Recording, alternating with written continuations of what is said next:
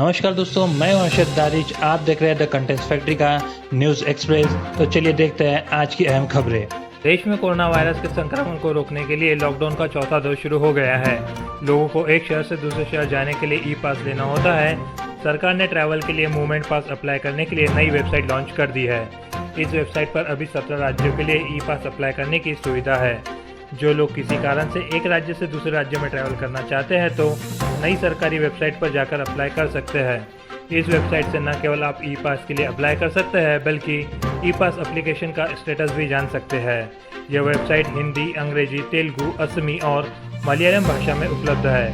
इसके लिए आपको www.serviceonline.government.in/epass/ पर जाना होगा। देश में 62 दिनों बाद 25 मई से घरेलू उड़ानों की शुरुआत होगी।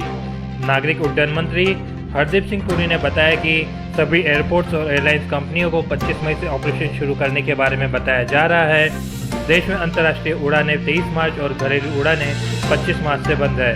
उड्डयन मंत्रालय ने पिछले दिनों कंपनियों के टिकटों की बुकिंग नहीं करने के लिए कहा था। लॉकडाउन फोर्सफेयर में उड़ानों पर प्रतिबंध जारी रहेगा। स्टेटा ने मुताबिक देश में हर महीने औसतन 1.3 करोड़ और सालाना 14 करोड़ यात्री घरेलू उड़ानों में सफ़र करते हैं। 2019 में देश में करीब 7 करोड़ लोगों ने अंतर्राष्ट्रीय उड़ानों में सफ़र किया था। भारत की 105 डॉक्टरों और नर्सों की एक मेडिकल टीम बुधवार को यूएई पहुंच चुकी है। ये टीम यूएई के अस्पतालों में गंभीर कोरोना मरीजों का इलाज में वहां के मेडिकल स्टाफ की मदद करेगी। इस टीम में कई स्पेशलिस्ट डॉक्टर शामिल हैं। यूएई में भारत के पवन राजदूत ने कहा कि दोनों देशों के बीच मजबूत रिश्ते हैं। हमारी मेडिकल टीम का यहां पहुंचना इस बात का एक सबूत है। मंगलवार रात तक यूएई में टोटल 25,063 मामले सामने आए थे। उसमें 230 लोगों की मृत्यु हो चुकी थी जबकि 10,791 मरीज स्वस्थ भी हो चुके थे। यूएई की वेबसाइट द नेशनल के मुताबिक भारत से जो टीम अबू धाबी पहुंची है उसमें डॉक्टर्स, नर्स और पैरामेडिकल स्टाफ है। Application based cab service company Ola करीब 1400 कर्मचारियों की छंटनी करने की योजना बना रही है। यह कुल कर्मचारियों की संख्या का लगभग 25% हिस्सा है। कंपनी के सीईओ भविष्य अग्रवाल ने कर्मचारियों को भेजे इस ईमेल में छंटनी की जानकारी दी है। बता दें कि ओला और उबर ने सरकार द्वारा 25 मार्च को लॉकडाउन लागू करने के बाद सेवाओं को स्थगित कर दिया था। अब लॉकडाउन में आंशिक छूट के बाद ओला ने देश में करीब 160 शहरों में अपनी सर्विस दोबारा शुरू कर दी है। पिछले 2 माह में 95% गिरा है कंपनी का रेवेन्यू।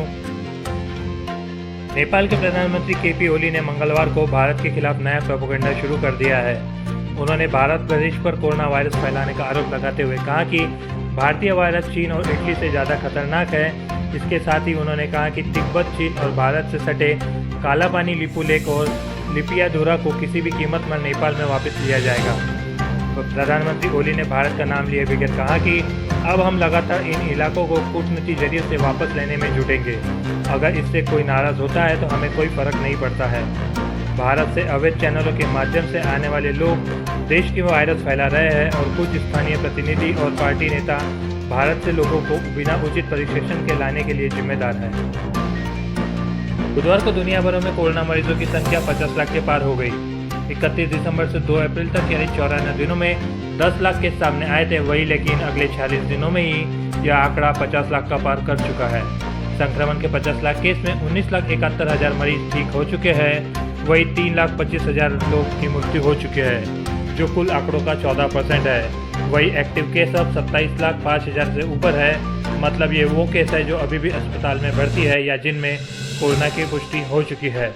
महामारी के शुरू होने से 94 दिन में भी सबसे ज़्यादा केस अमेरिका में थे, यानी 2 अप्रैल तक देश में 2,50,000 केस हो चुके थे। सप्ताह में बुधवार को कारोबार के तीसरे दिन सेंसेक्स और निफ्टी बढ़त के साथ बंद हुए। सुबह सेंसेक्स 36 अंक नीचे और निफ्टी 10 पॉइंट ऊपर खुला था। हालांकि ट्रेडिंग के शुरुआती मिनट में दौरान सेंसेक्स में बढ़त आ गई थी। दिन भर के ट्रेडिंग के दौरान सेंसेक्स में 682 अंक ऊपर और निफ्टी 214 पॉइंट ऊपर जाने में कामयाब रहा। कारोबार के अंत में सेंसेक्स 622 अंक ऊपर 30,818 और निफ्टी 187 पॉइंट ऊपर 9,066 पर बंद हुआ। इससे पहले मंगलवार को सेंसेक्स बढ़त के साथ बंद हुआ था। कारोबार के अंत में सेंसेक्स 30,196 और निफ्टी 8,879 पर बंद हुआ था। आज के लिए बस इतना ही। रोजाना न्यूज़ देखने के लिए सब्सक्राइब करें हमारे चैनल को और बेल आइकन को जरूर दबाएं ताकि आपको आने वाली न्यूज़ और भी जल्दी मिलते रहे।